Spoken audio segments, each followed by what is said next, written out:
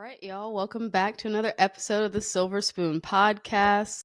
We naturally cannot let Black History Month pass us by without discussing the Black home ownership crisis. In the United States, there is a significant and persistent gap between Black and white home ownership rates. This gap historically has stemmed from discriminatory practices such as redlining and predatory lending, just to name a few. So today we are going to discuss Black home ownership with the multi-talented and accomplished Dr. Gabrielle Riggins-Royals. If you look up hustle in the dictionary, Gabby's picture comes up. She is a wearer of many hats. She helps families in the search for their dream homes as a realtor with Own Realty. She imparts her knowledge on the eager minds of the next generation through her service as an adjunct instructor at Norfolk State University. She showcases her gregarious personality as a much-loved recruiting director at Waffle House. And last but certainly not least, she is a loving wife and mother to her 3 children. These are just a few of the hats that Gabby wears, and just a few of Gabby's accolades. We're lucky enough to have tricked Gabby into joining us again. You may recognize her from an earlier episode this month, but this time we're asking her to put on her realtor hat so we can discuss Black home ownership. Thanks for joining us again, Gabby. Thank you for having me. This is a very important topic to me. Not to hack the show or anything, but just like for some contextual background. So my actual doctorate focused on redlining. I'm very passionate about the topic. Passionate about all things Black. So Period. I'm happy to be here and I'm looking forward to our discussion. Awesome. Well, let's get right on into it then.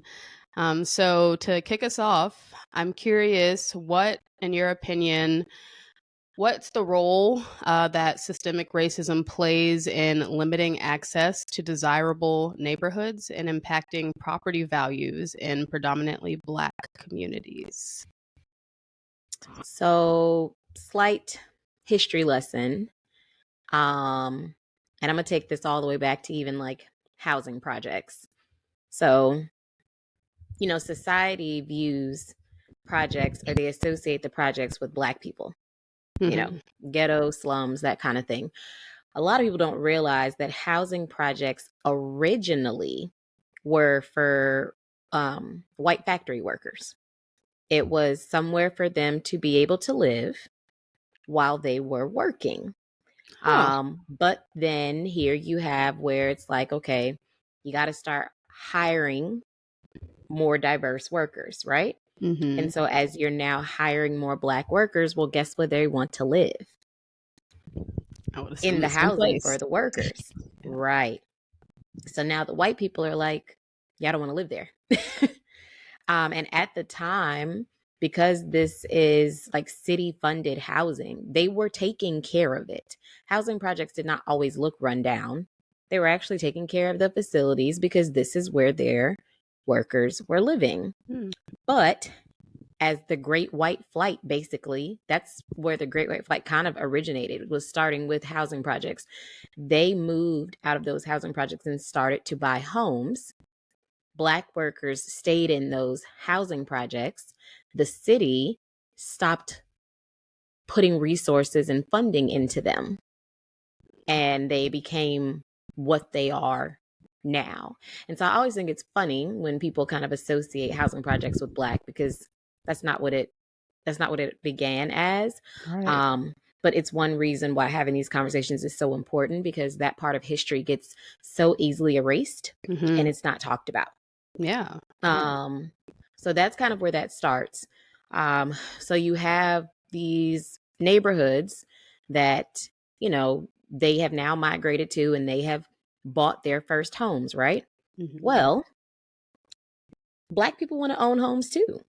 So what would happen is you'd have a predominantly white neighborhood, and a Black family would, start looking at houses.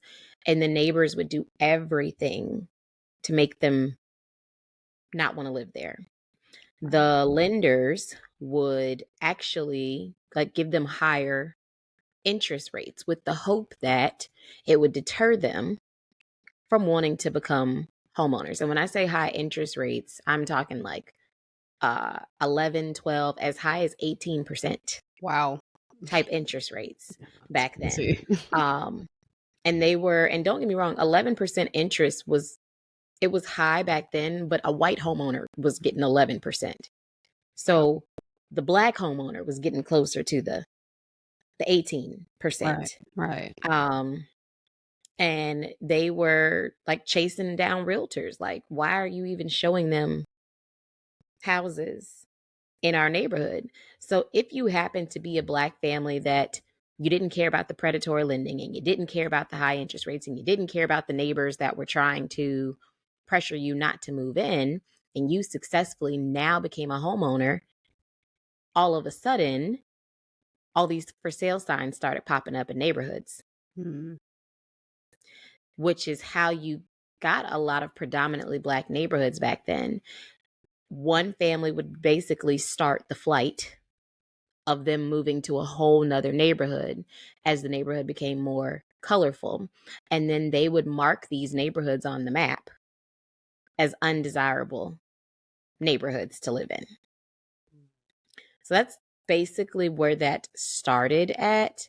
A lot of the low income neighborhoods that you'll see today, if you were to go back and look at historic maps, you'll see those were the original undesirable neighborhoods. And a lot of them have remained predominantly minority neighborhoods. And it's not just black. That is, if you were Jewish, you were in an undesirable neighborhood. If you were a Latino, well, there wasn't a whole lot of them back then, but if there were any Latinos, it was an undesirable neighborhood. Pretty much anyone who wasn't Caucasian, with the exception of Jews, you were marked undesirable. And if it was yellow, it was like it's on the decline. And green was obviously, it's good to live there. And so they also, with that, like those markings, the red lined areas again carried higher interest rates. So if you can't afford to buy, what do you then become? A renter.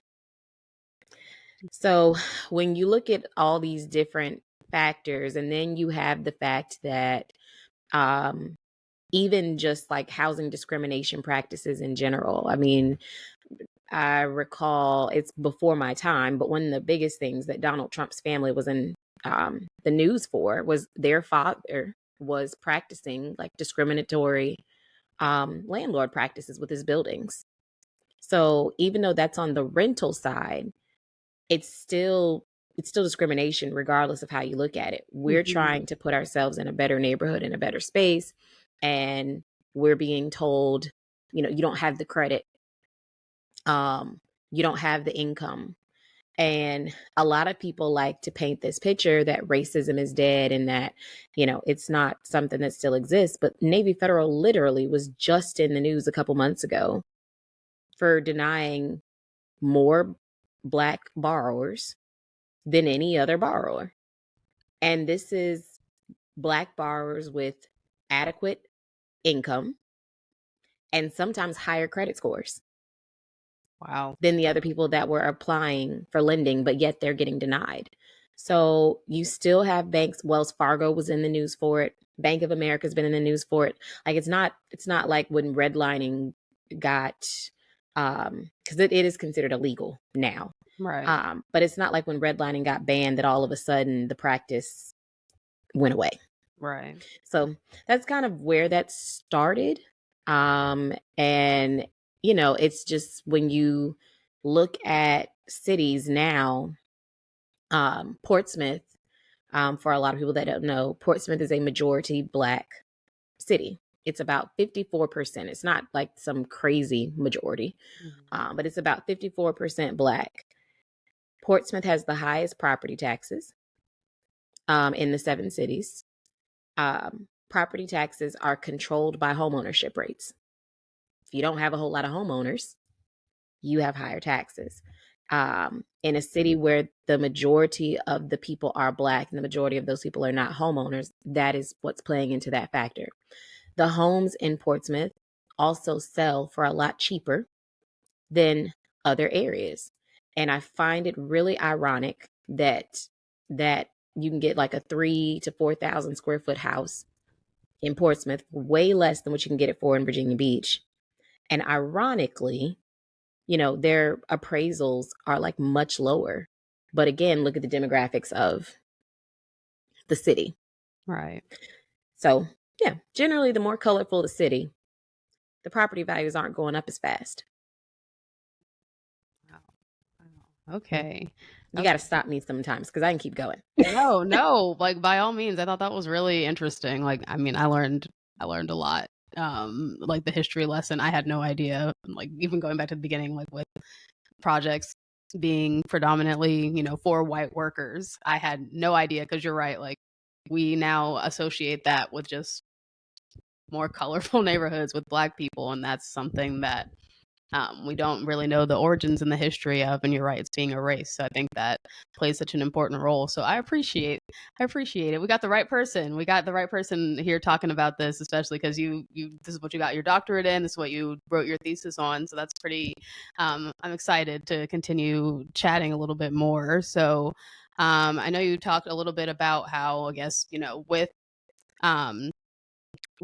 the way that these practices are, we see even today that there are, higher property rates and things like that. How do discriminatory lending practices, continue to affect the well-being of Black home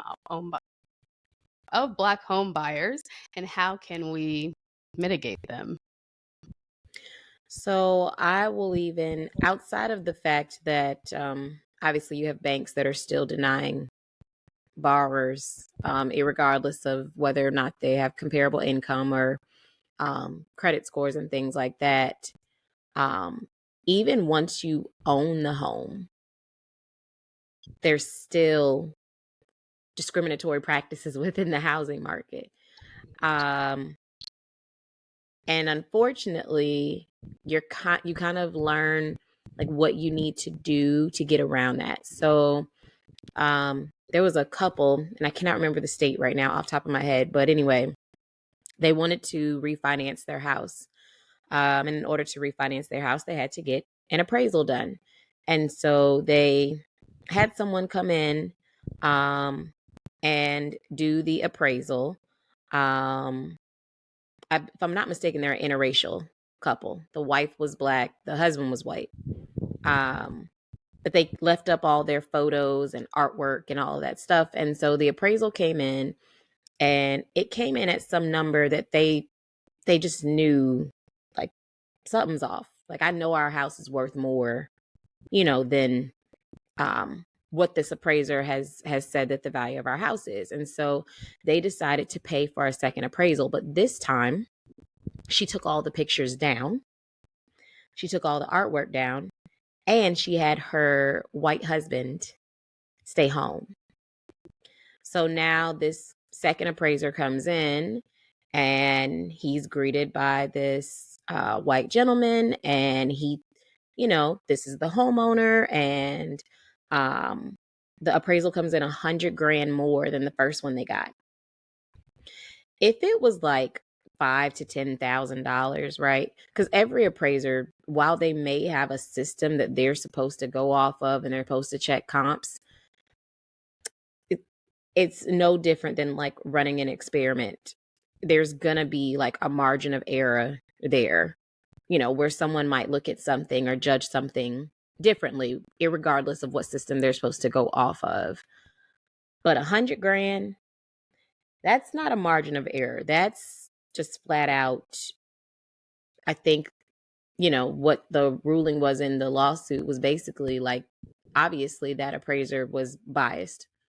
And there are several Black homeowners that have literally tried this exact same experiment and noticed differences in their appraisals. And so I actually recently met with someone about selling their house. And the first thing I said was, I need to you're going to have to take your artwork down. And they're like, why? And I'm like, because A, this house is going to have to get appraised. And B, people are going to walk through your house. And unfortunately, there are still people in the world that will walk through a house and not want to buy it because of who is living in it. And that's not even just based on race, that's based on sexuality. I mean, it's based on a lot of things. I recently seen someone ask for a referral for a realtor, and they specifically said must be LGBTQ plus friendly, because there are still people that will, you're supposed to look at an offer for someone buying your house for what the terms of the offer are, not who's buying it. One thing that is illegal within real estate is you're not supposed to like visually record or audio record anyone that is in your house. Unfortunately, there are people that still find some, with Ring cameras and things like that, Right. you're able to see who's viewing your home. And there have been reports of people that have just blatantly decided that they didn't want to accept an offer because of who it came from. That's discrimination. So outside of just being Black, I mean, people in general have found loopholes to still be able to discriminate against people who, are qualified to buy their homes. And just imagine if you are a young Black couple looking at a house and a family saw you on their Ring camera and was like, if they make an offer, make sure not to accept it. Mm-hmm. Again, from the realtor perspective, it's illegal. And the realtor is supposed to tell them, I will not do that. We're going to look at every offer. And hopefully they are doing the ethical thing. But that's us also trying to just be real optimistic that everybody is on the straight and narrow. And unfortunately, in society, we know that everybody is not. Right. If everyone was on the straight and narrow, you wouldn't have these boards that look at people and have all these fines and lists of violations. They're there because someone did something that wasn't ethical or wasn't of good practice. So you have those things in terms of appraisals. You have, again, just people knowing who's looking at their home. That is a way they can discriminate. Most of it, again, begins with the banks, though, because obviously you can't go look at anyone's house until the bank says that you are qualified to what's the word I'm looking for, to get pre-approved or to get pre-qualified to purchase a house. Okay, well, that perfectly brings us into the next question I had for you, which is, what are some challenges that Black homeowners or home buyers may encounter when seeking mortgage loans compared to other demographics? Lack of education.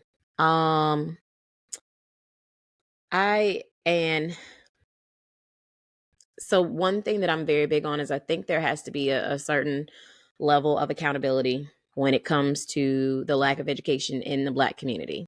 Mm-hmm. I do believe that systemic racism absolutely 110% plays into why there is a generational wealth gap. I do believe that systemic racism plays into why there's a lack of education, why there's a lack of home ownership. But I also, at the same time, am a person who believes in the concept that at some point we as a people have to stop blaming. And we as a people have to look in the mirror and say, what have we done to try to change these outcomes? One reason I was very passionate about wanting to teach at an HBCU, I mean, I could have applied at any school, but I wanted to specifically impart my expertise and my knowledge at an HBCU because I felt it was very important. HBCUs already are kind of looked down on in this country. Like, we're not good enough. Right. And I wanted to change that. I don't discriminate in any way, but yes, I'm very passionate about Black home ownership. I'm open to helping everyone, but I'm definitely open to helping my people, because what I have found is My people are the ones that are out here asking for private landlords and looking for, hey, can somebody give me a free apartment approval? Finding all these loopholes instead of gaining the knowledge to figure out, how do I change my circumstance? We have all these credit repair companies. Those credit repair companies target minorities, and they charge you ungodly amounts of money to, quote unquote, fix your credit. And by the time you paid them the monthly fees, you could have fixed your own credit. Right. When I decided I wanted to own a house, I looked at my credit score. It was not where I wanted it to be.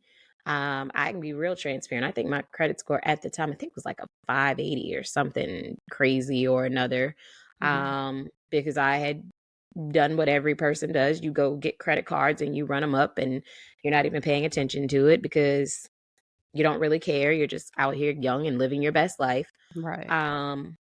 When I bought my house, my credit score was a 725, and I didn't pay a single person to get to that. I did that myself just by reading and educating myself. And I was on YouTube, and I was reading books, and I was going to home buying seminars. And I was going to home buying seminars by people that look like me. And again, nothing wrong with anyone else hosting one. I just wanted to hear the perspective from somebody that looked like me. And I was taking notes, and I was writing down all these tips, and I fixed my credit. I helped fix my now husband's credit because we were going to buy the house together. I researched everything I needed to know about the different loan programs. I became an expert on everything FHA, everything VHDA, USDA, VA.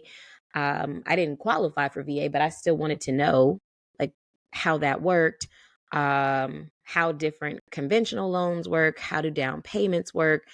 I wanted to know all of it. And I didn't pay anybody. I did it all for free, to the point where I actually got into it with my lender on my first house because he tried to tell me that I didn't know what I was talking about on a specific regulation for the loan. I wanted a conventional loan. He was trying to push me to go FHA. FHA generally is, while it's a great program, I'm not going to down talk it, but FHA programs, a lot of minorities go for that program because it offers a lower down payment. You can get into a house for 3.5%. It usually has this fixed interest rate that is much better generally than a conventional loan. But the con to that is FHA loans come with private mortgage insurance. And unless you refinance, you have private mortgage insurance for the life of that loan. So I wanted a conventional because, yes, I was still going to get PMI, but at some point, if I hit 78% loan to value, or if I got my house appraised and my house was at 78% loan to value, I could just ask for my PMI to be removed. And I knew that. But it did require me to make a higher down payment of 5%. So I'm telling my lender this, and he was just on the phone, like telling me, I've been doing this for 20 years. I know what I'm talking about. You don't know what you're talking about. All this stuff. And I ended up sending him like the guidelines. And I was like, sir, I'm well researched. I don't do anything. I don't go into anything without like knowing what I'm talking about. And so I ended up right. My point in giving this example is how many people would have just let him tell them they were wrong and they would have just ran with it. Facts. Lack of education is the reason why a lot of people don't know their rights when it comes to being pulled over.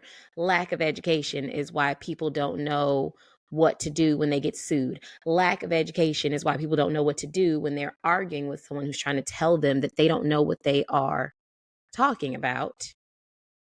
And they actually do, but they're not confident in it because they're not fully educated on it.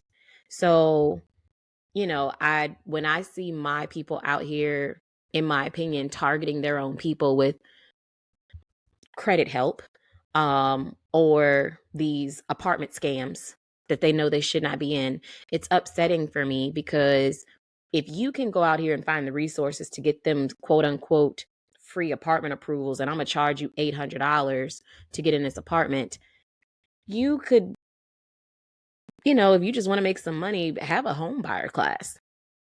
If it's that big a deal to you, offer a home buying class. Like, put that same energy into something that's going to help your community and boost your community, not continue to be this revolving cycle of scams and, like, just, in my opinion, kind of just tearing us down and keeping us where we are. You already have, like, if you already have one set of people that are doing everything to keep you where you are, why would we add to that? Yes. So, I would say lack of education. Told you got to bring me back around, because I can go in, but lack of education, I think, is really the big thing. If we knew better, I think we would do better. If we knew what are the percentages that go into your credit score, how long before something falls off of your credit, what is the percentage of a card that you need to keep open? These debt relief scams. Debt relief is a scam, and I don't know if people don't realize that these companies are getting you talking about we can give you debt relief. It literally, like, tanks your score. And then they settle out with companies. It shows on your credit. You basically have to default on purpose in order to do it. So you're screwing yourself to somehow end up with fixed credit, but they close all the accounts so that you can't spend the money technically. So they make it seem like it's some benefit, when really and truly, again, basic education, you probably could have fixed it yourself, paid down your accounts, and never had to close a single one of them. You only need a 620 credit score for most home programs. And I'm not saying you should only strive for a 620, but my point is, you only need a 620 for most credit programs. Some even go as low as a 580. If you know what programs you're going for, you put your credit goal at that. Now, is your rate gonna be like something ridiculous? Absolutely.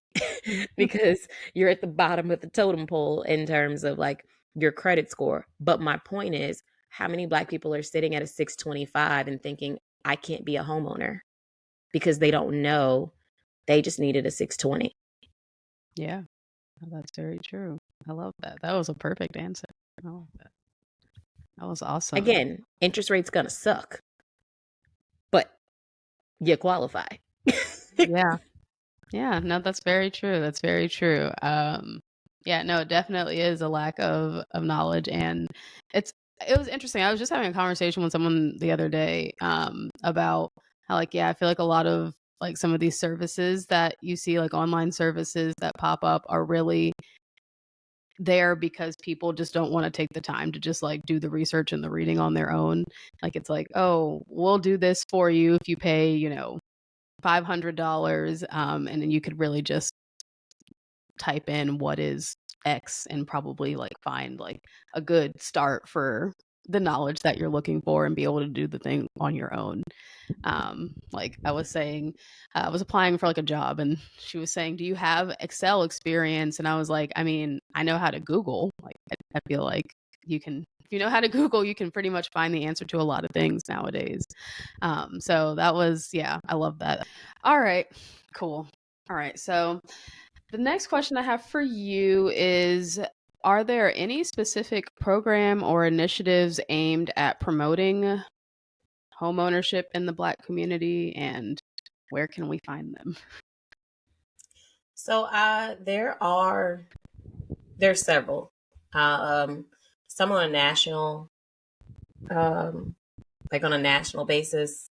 Like the NAACP, for example, has a ton of initiatives, and money that they put into, like, the community for different, like, programs and things like that. From a local standpoint, we actually have a group here called Black Brand. I used to be a part of Black Brand when I was in insurance. Um, and it was started by, I want to say, I think Blair, she's a VTech grad. But Blair's whole focus was, you have the Hampton Roads Chamber of Commerce, you got the Chinese Chamber of Commerce, you got like all these different chambers of commerce, right? But there was no specific Black one. And so Blair put it together, and it's a whole bunch of like Black businesses and things like that. And every year she hosts what she calls, oh God, what is it? It's like HR Con. And she has generally, like, there's a top selling real estate agent, there's generally a real estate investor. Like, she invites all these different people from real estate, and they come in, and it's free. As long as you're a Black Brand member, I believe. I think if you're not a Black Brand member, there's like a small fee, but it's like, it's not nothing crazy, like no $100 or $200. It's been a while. I attended the first probably 3 that she did, and if I'm not mistaken, I think the very first one she did was free. Because it was when Black Brand was still kind of new. Now Black Brand is much bigger, and so, you know, at the end of the day, business is business, right? Right.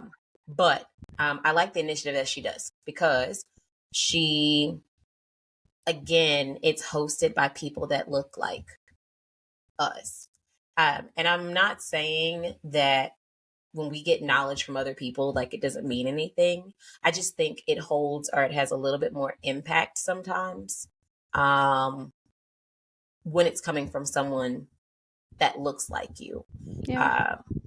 I like to put it like, if you're sitting in a room of CEOs and there's not a single woman up there, but they're telling you women can be CEOs and women can be great, you're kind of like side-eyeing them, like, so how come I don't see a single female up there? In the world of recruiting, it's literally a strategy to have someone that looks like the audience that you're targeting at your recruiting event. It's done on purpose to make them like gravitate to your table, because if they don't see anyone that looks like them, they automatically, generally, research shows, they assume there's no real opportunities for people that that look like them. So the same thing kind of goes with homeownership. If you have someone up here talking about buying a home, like, imagine I got a Black person up here having a whole seminar about buying a home, and he's never been a homeowner. Yeah. Looks a little weird, right? A little bit. So you put them in front of people so that they can have that representation. So that's a really good one. They have, just in general, a lot of the first time home buyer grants, while they are not discriminatory and they don't target a specific group, they're very great for minorities in general. Like Suffolk, for example, their first time home buyer grant is $14,500 that you can get to go towards your down payment. I think Norfolk's is like 40 grand, I think. It's something between 30 and 40 grand. It's a lot, because Norfolk's homeownership rate is low. The cities that have the lower homeownership rates tend to have the higher grant amounts, because they are strongly pushing that they want to increase homeownership in those communities. Right. Virginia Beach has like a 72% homeownership rate. And as a result, Virginia Beach doesn't really offer any kind of home buyer grants. Right. They're doing pretty good already on homeownership. So you don't really need to put that money out there. And then the state of Virginia in general has like, all these are income based, for the record. So you can't be Black making 200 grand a year. The assumption, if you're making 200 grand a year, you should probably be able to buy a house. Right. But like if you're a single person, I believe in Virginia, I think it's like on making less than 55,000, you can qualify for 15,000 in grant money for down payment. They also have where they'll give up to, I think it's like a 2.5% grant, and you can apply that 2.5% towards your closing costs. Again, all income specific. Um, and the reason why I say these don't discriminate, but generally they benefit minorities, is because more of the lower income earners tend to be minorities. So they generally are the ones that will benefit from these programs. But you do have several local initiatives. I mean, there's home buyer seminars all the time. If you just literally go on Eventbrite and type in home buyer seminar, you can find several. I know several that are taking place just in the next 3 months. It's a matter of doing, like, having the initiative to look the stuff up. Right. And again, that's where I feel like we kind of draw the line. Like there's no initiative. I mean, if you just Google home buyer grants, nobody told me those numbers. I looked them up. There's a whole website and you can find what are the income limits. There's a program I recently learned about. It's called Section 134. It specifically is for Native Americans. Oh. And it is a grant just for them. It's not at every bank. And every state also does not offer it. But the point is, they have grants that are specifically tied just for that because they want to increase homeownership in that community. Someone asked me, do you know of any programs? And I just happened to Google it myself and came across it. So, I mean, education is a choice. That's really like the best thing that I could say. If I had to give any tip to any Black person who wants to be a homeowner, education is a choice. Pick up a book, go on YouTube, take a class, um, uh, find someone who's a Black homeowner and ask them, what did you do to get here? I mean, me and you sat down almost a month ago and had a very candid conversation. Mm-hmm. And the majority of my conversation was based on my own experience. Mm-hmm. But my point is, I had that experience to be able to share. It was a learned experience. And now I can pass on to someone else and I can say, this is how you do this. This is how you sit down and you make a budget. This is how you come up with a savings plan. Your goal is to buy a house. Okay, that's the big goal. But what's the short term goals? You want to buy a $300,000 house. Okay. If you want to buy a $300,000 house and you want to do a conventional loan, you're going to need 5% down. That means you're going to need at least $15,000 to buy a $300,000 house. For those who are listening, the math on that is that 300,000, 1% is 3,000, and I need 5%, so 3 times 5, $15,000. The average closing cost is around 3 to 4% on that price of a house. So now on top of your 15, you need another 3 to 4% potentially for closing costs. You need to have your money for an inspection. You need to have your money for your deposit. Like there's all these things that I kind of learned on my own. I can give people tips all day on how we as a community can come together, but the best tip I can give anybody is find someone who already knows it and latch onto them. I watched my realtor. She helped me buy 2 houses and sell 1, 3 transactions. I've watched her like constantly, everything down to how she has a conversation. She gave me like lots of tips and things to look for and be aware of. I have followed several like real estate investors. I listen to all kind of different home buying podcasts. I'm constantly looking for ways to expand my knowledge when it comes to home ownership. Um, Knowing and understanding how home loans work. Your mortgage does not stay the same. Just because you buy a house and your mortgage rate is, I don't know, let's just say for easy numbers, 1,500. Insurance goes up. Property taxes, as your property value increases, goes up. So if you go and you now put all these changes in your house and the city comes and they do a little drive by and they're like, ooh, that roof looked real nice. Oh, they got a new little fence. Ooh, they got new shutters. They're going to shoot your property taxes up because they're now assessing your house as being worth more than what it was when you bought it. So now your mortgage is going to continue to go up. It's one reason why if a bank tells you you're pre-approved for 450 grand, right? You should not go buy a house at 449. You were approved and they said that you could do 450 grand. And depending on, every bank has a different DTI allowance, DTI, debt to income allowance. Some banks, it's as low as 36%. Some banks, depending on your credit, will give you as high as 50% debt to income ratio.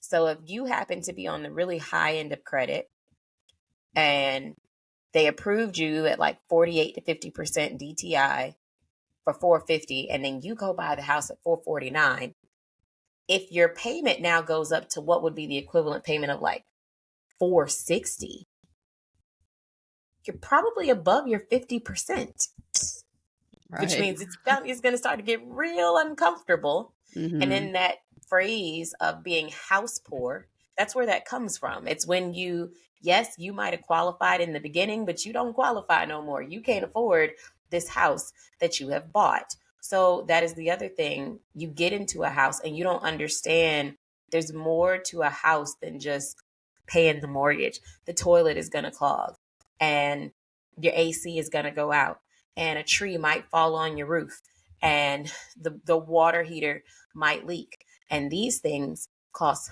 a lot of money. So when we talk about like homeowner education, it's more than just you need this credit score, you need this money down, and this is what this is going to cost.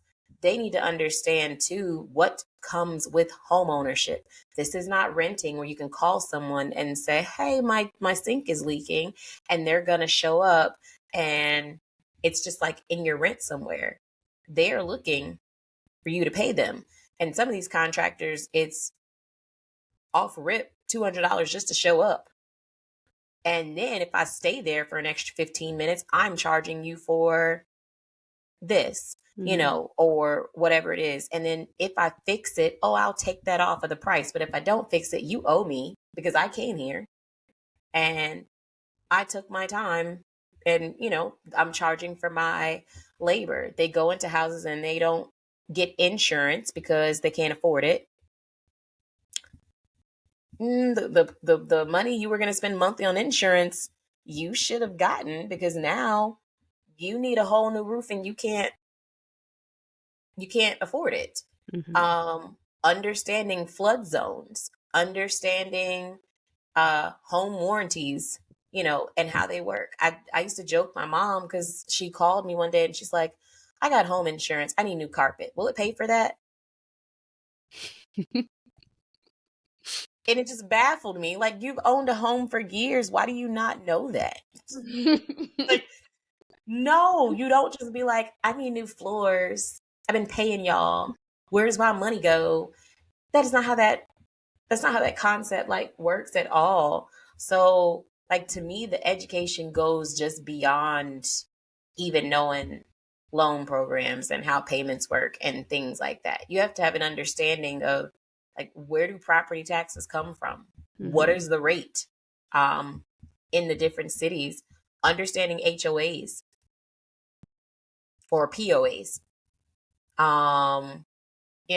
Those play a big part too. Like, you might be approved, again, we'll use 450 for example, for 450, and you're buying this house at $449, but their HOA is $385 a month. And now you're questioning, I thought you said I could buy the house at $449. Well, yeah, you can pay what the payment is for $449, but by the time we add in the $385 for the HOA, Right. you can't afford this anymore. Right. God forbid you're in a neighborhood that has an HOA and a POA. And there are neighborhoods like that there's the neighborhood fee, and then you live in a sub neighborhood of the big neighborhood. So you've got two different fees plus your insurance. Again, understanding how equity in your house works is a whole nother subject that people I don't even think realize how equity works and how equity is gained in a house. Mm-hmm. I think also it would influence how people took care of their homes if they had more education. Like, I ride through neighborhoods sometimes and I'm like, there's no way y'all are homeowners. This is ridiculous. Like, you're not taking care of your house. And if you think about it, like, say I meticulously take care of my house. My yard is done. My house is power washed. I got fresh brand new windows, but my three neighbors got trash all on the outside. It's just like siding is peeling off. The roof is darn near about to come off. They're killing my property value. Right. So a lot of time you see builders, right? They'll go build new construction houses, but it's like across the street from the projects. It's not really a good buy. Right. It's not a good buy as a homeowner. Like, you might get a new house and you're probably going to get a steal for it on price because that builder probably got the land for dirt cheap and they don't have to sell it for what they would have to sell it for in a different city. But your property value is going to creep like molasses. So you have to think about that too. I was very picky in picking a neighborhood because I didn't want to live somewhere where 6 years later I'm in my house and it's only gone up 30 grand. When I talk about Portsmouth, I'm not just saying that out of opinion. I can pull up almost any house in Portsmouth and I can pull up the history of that house, and the value has creeped like molasses. But I can pull up a house in Virginia Beach and the property value has darn near doubled or tripled for some houses, depending where they are. Right. So it's a whole lot of things that go into it. Like, it's a much deeper conversation. Obviously, in the beginning, the money obviously is the most important part, because if you don't have the money, all the rest of this is irrelevant. Right. And understanding how interest works, like knowing how to calculate interest, I think is also important, because if you don't know how to calculate it, you'll look at your payment and you're going to start cursing. Because your mortgage payment is $2,500 a month and only $500 paid your principal. And you're like, where'd the other $2,000 go? Right. Right. Understanding how escrow works. Like, there's so many things. So yeah, I went a very long tangent, but to answer the question, there are several resources out there. I myself, in March, am actually hosting a home buyer seminar with a lender for this very reason. And we are going to touch on everything from the different loan programs, how credit works, how credit scores are calculated, what is the home buying process, like how does that go, all the steps from putting in an offer to doing an inspection to appraisal, closing, all of that. And it's free. We're not charging. Okay. Because what would be the point of, like, I don't understand when people, again, if it's your business, like, I get it, everybody got to make money, but I just feel like my value and what I gain is that there's now 10 more people that became a homeowner that probably would have continued to rent Mm-hmm. had I not offered to do a class for free. Yeah. Or That's like very how you true. have this podcast and you're asking these questions, you know? So I cut me love off. that. Come on. Is there I, another question? Okay. you're good. You're good. No, I love that. I love that. So yeah, plug y'all if you're in the 757 area. Definitely be on the lookout for that event. That'll be a good workshop. I might have to come down for it because Lord knows I have no idea what I'm doing. That's why we met about a month ago to discuss because I'm at the very early stages of trying to figure out how to be a home buyer. But yes, so the next question I have for you is you kind of talked about this a little bit when you touched on the HR con, but like what is the importance of representation in the real estate industry? Why is it important that we have more people that look like you and me out there helping people buy homes or educate them on how they purchase homes? The short answer, and it's actually a psychology answer, people tend to be more motivated when they see someone that looks like them. The Little Mermaid came out, and that viral video of the little girl crying at the screen because Ariel looked like her. The little boy who watched Encanto, and it was a curly haired little black boy, and he sees, this like, Hispanic boy on the screen. But the point is, he saw a little brown curly haired kid. Right. And it was like, wow, they look like me. Mm-hmm. Representation is important because if every time you walk in a room, you never see anybody that looks like you start to question if you really belong in the room, even if you know deep down that you do. I have walked in several rooms and been the only person that looks like me. And I know I earned my spot, but I could feel the stares questioning that I deserve to be there. Mm-hmm. In the neighborhood that I live in a very diverse neighborhood. But I'm gonna tell you, one of the most exciting things for me was my neighbors on both sides of me are Black homeowners. My neighbors across from me diagonally are Hispanic. And then the neighbors diagonal from them are Black. I have a ton of Black homeowners in my neighborhood. Mm-hmm. And again, I was like ecstatic. Like, I know a lot of people be like, why is that such a big deal? But it was a big deal to me because I live in a nice neighborhood. I paid a nice amount for my house. So to know what I spent on my house and then to see that there were other people that could afford to live in this neighborhood that looked like me, it was a big deal to me. Because I recall in the 9th grade, we moved to the neighborhood that my parents have been in for now 20 some odd. Yeah, I think it was 2003. So I guess 21 some odd years they've been in the neighborhood. And don't get me wrong, the neighbors that asked this question, they're like really, really great people and really, really good friends with my parents now. But at the time, they literally were questioning like how my parents got in the neighborhood. Like there was all these questions about like, what does my dad do for a living? And there was like, is he like, there were jokes like, are you a drug dealer or something? Because my parents had, I think my dad at the time had like the big old suburban truck, and I think my mom had a van, like nothing fancy, but my dad's big old truck, I guess, was the thing. The marker of a drug dealer. Yeah, and it was a nice house. And then there was only, I think when we moved in, I think it was only 2 other Black families on the street.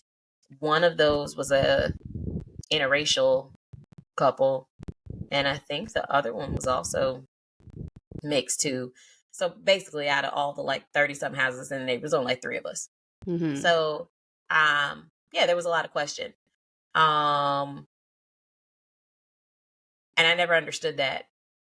Like, I was 13 at the time. I didn't get like why are they questioning like why we live here. Right. You see these viral TikToks and reels and Facebook stories of people like fishing in neighborhoods and people coming up to them and saying like, do you live here?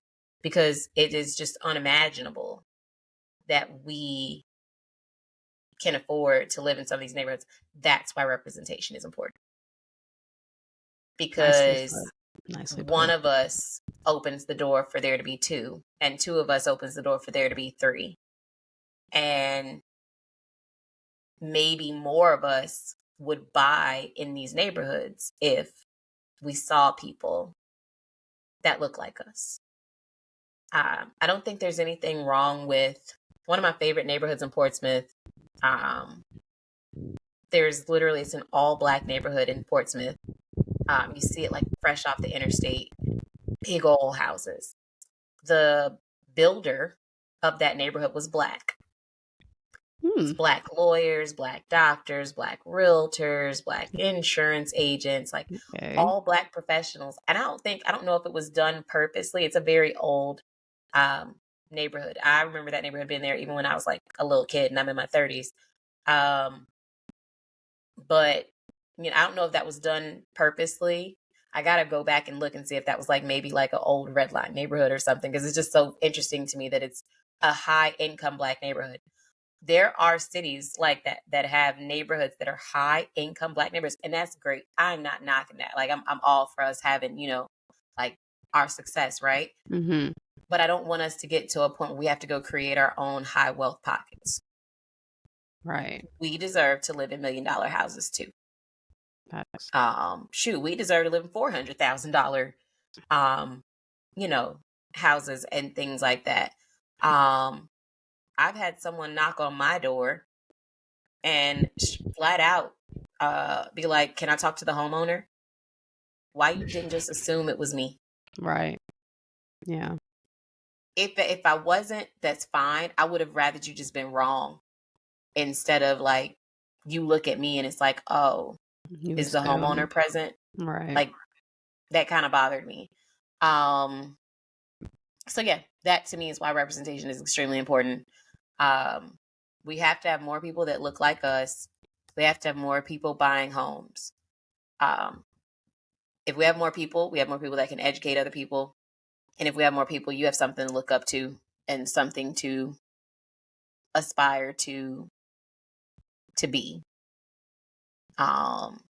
It's why, it's so important to highlight first Black billionaire, right? Or, first Black woman CEO. I hate when people say, why do we have to put race with it? Why do we have to highlight that? You don't have to highlight Jack if you don't want to. Right. But we need to even sometimes take the Black part of it out of it. First woman anything. We need to see that. Mm-hmm. Because Mm-hmm. for the longest, y'all have questioned, what women can do. I know she was a drug dealer and it's probably not the best example, but I love Griselda because she came in an industry, in a field, an industry, right? Like it's a job. She came in an industry that was highly ran by men, Mm-hmm. and she dominated. And they were constantly called into question her capabilities because, well, you're just a woman. You're just a woman. She constantly got that. So how often do we get, well, Black people don't own houses. Very true. And there are several times in my career where I've been questioned and I'm not a fan. And you ain't about to keep questioning me. I'm a 2-time homeowner. I got 3 degrees. My kids will probably be homeowners before they turn 18. And I'm on a mission out here to make as many Black people homeowners as I can. And to defy the stereotype that we're all just low income project babies living in a cycle of poverty somewhere, incapable of closing that gap. We're not incapable of closing that gap. And just so people know, and I'm going to tie this into how this goes, they will never fully cancel student loans. Want to know why? Because if you were to actually fully cancel student loan debt, that wealth gap would actually close up real quick. The majority of Black people that cannot become homeowners are because they're stacked with student loan debt. Oh, look at that. Predatory lending is not just in housing. Predatory lending is also in student loans. The average African American doesn't go to grad school because they're strapped with so much undergrad debt. That's why as you get into master's and doctorate programs, we exist, but our numbers start to dwindle off because we can't afford to go to these graduate programs. The average student loan debt for a Black person is around $50,000. If you were to wipe off that student loan debt, you now open up a door for their DTI to go down. That's not to say they don't have other debts like credit cards and things, like I ain't in everybody's pocket. But that's just the statistic there, that if you were to wipe out that debt alone, you would open up the door for, I forget what the number is, but it's like homeownership in like Black communities would shoot up like plus 30% or something. I haven't looked at it in a while. It was back when I did my dissertation. The number might have even increased by now. So all these arguments about you went to college and you should have to pay for your own debt and blah, blah, blah, blah, blah. It's a crock of bull. They had nothing to do with the fact that they want you to be accountable and they want you to be responsible for paying your own stuff, because they do bailouts for large corporations all the time and they give forgiveness for millionaires all the time. Has nothing to do with that. They know for a fact if you do that, you open the door for more Black and brown people to close the wealth gap. And I end my piece there. No, that's true. No, I loved it. No, that's very true. That's very true. Like, I feel like the quote unquote American dream is mostly sold to Black and brown people, and like it ends up putting us in this little bit of a, like, I don't know, like trap. Like I question, like, I mean, I love my education, of course, naturally, but sometimes I think about like, okay, yeah, I went to school to, get a better job so I could pay off my debt, but now I'm just saddled up with debt and I don't necessarily have a job that's helping me pay it off. But yeah, no, I love that. That was a great answer. The next one I have for you is there a role that real estate professionals can play to aid in dismantling racial inequalities to foster a more inclusive housing market? Just be ethical. I can keep that answer short because I know my answer's been a little long. Just be ethical. That's it. Be ethical. Don't operate off bias. I've said several times, my goal and mission is to help Black homeowners. I never said I won't help you if you're not Black. I'm going to give 110% to anybody I help, no matter what you look like, no matter what your race, age, sexual orientation, veteran status, all the different things that fall under like EEO, right? I don't care. I don't care what you look like. I'm going to help you to the best of my ability. So if every realtor operates like that, we shouldn't have no problems. If you stand firm when you have customers that say things like, I don't want to show my house to people that whatever, or can we target specifically this kind of person, and you condone that, you're part of the problem. Right. I think everybody needs to take a stand and say, like, it's not enough to just have the symbol on your little card that says equal opportunity, whatever. Like, you need to stand by that. I cannot stand companies that have these fake diversity models and, oh, we just promoted a DEI person and they're literally not diverse, and they are extremely like racially toxic, and it's just horrible, absolutely horrible.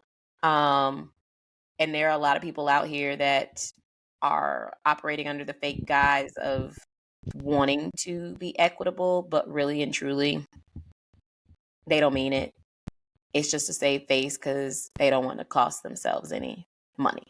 So as long as realtors are ethical and they stand firm in like strong, diverse values, I think we'll be fine. And if they, and just offer more like stuff. I don't care if it's a TikTok. I don't care if you do weekly Zoom sessions. Um, Education is power. So to me, that's the best thing a realtor can do.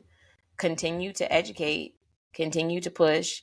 If you have to target a certain audience with your education, then do that. If you know that there's an audience that needs the education more so than others. Again, I'm not saying to discriminate against anybody, but there is a such thing as target marketing, and that's not discriminatory. Right. Just educate and be ethical. I don't know what else to say like that realtors can do. My moral compass is extremely high. I don't play about that at all. I don't understand where people feel like they have some reason to. I have a whole lot of views on things that I feel white people have done in this country to disenfranchise other people, and I still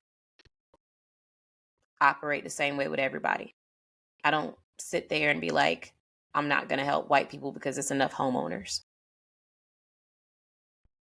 I'm in the wrong business if I feel the need to do that. And I'm also not helping my own community if I do that, because that's a poor representation. We already stereotyped like we're scam artists and con artists and criminals. So why would I get out here and be everything that you said I already was? So black, brown, blue, green, gay, straight, questionable, whatever.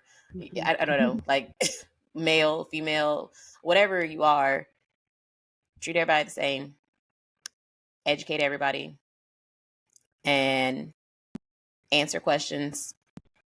And don't be afraid to share your knowledge, because it's enough out here for us to all eat. Facts. That's a word for everybody. That is a word.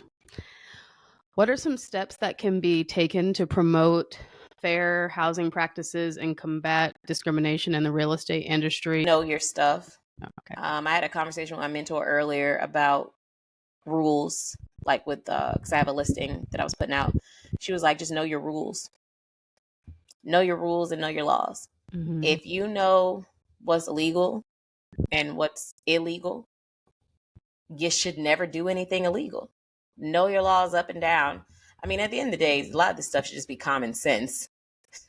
But common sense ain't always common. Yeah. So if it's not a common thing for you, literally just go read your rules backwards and forwards. I'm not about to sit here and lie to you and say I've got them all down packed, because the whole reason me and her had to have a conversation was because I was on the brink of breaking a rule. Not not a rule on like discriminatory practices, but it was something else about like how to do a listing. But she's like, yes, see, this is why we need to make sure we know these rules backwards and forwards. If you know your rules up and down, you can never go wrong. Know the laws for your state, know the laws for your county, because sometimes county laws are a whole lot different, and I don't know that a lot of people know that. So know what, and also state laws can differ from federal laws, so you need to know all three sets. I think the only other thing that people can do, if you don't know, ask. If you're not sure if what you're doing is wrong, I tell people all the time, if you think what you're doing is wrong, it's probably wrong. Like, you're not calling it into question for nothing. You have gut feelings for a reason. That's why they're called gut feelings. If something is eating at you and you're like, something just don't seem right, go ask the question if you don't know. There's no dumb question. It's been a couple things I'm like, I don't think that's right. And I've messaged my mentor, and she's like, well, let's ask somebody else, because I'm not sure. And we've roped someone into the conversation because we just want to make sure we're doing things the right way. Right. So ask, read, learn. Can't go wrong. Love that. Love that. So to end us out, what is some advice you would give to Black home buyers navigating the market for the first time? What are maybe like top two, top three things? Ooh, I'm trying to narrow this to two. It's hard. Number one, have a plan. If you do nothing else, have a plan. And that plan needs to include your budget, your timeline, and then you need to break that into goals. And then number two,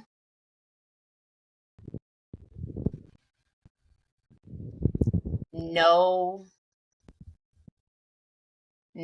what you're getting into better than your realtor or your lender.